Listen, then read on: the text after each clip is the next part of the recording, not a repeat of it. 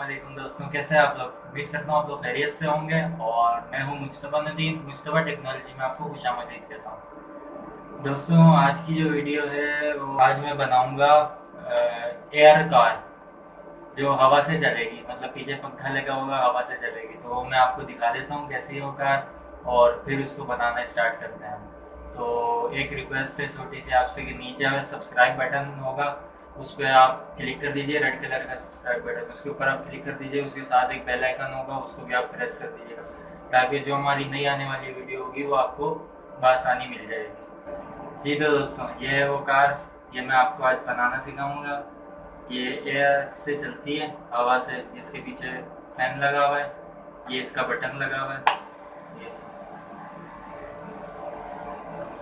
ये हवा से चलती है। तो अभी मेरे पास जगह थोड़ी कम है, तो इसलिए मैं चला के आपको टेस्ट नहीं करा सकता। तो ये मैं आपको बना के दिखा दूंगा, आप टेस्ट कर लीजिएगा। ये इसका बोनट है आगे से, ये खुलता है। ये बैटरी लगी हुई है इसकी, ये बैटरी है, ये रिमूवेबल बैटरी। ये निकल भी जाएगी, फिर दोबारा लग जाएगी, और ये बोनट बंद हो गया। तो ये मैं आपको बनाना सिखा देता हूँ।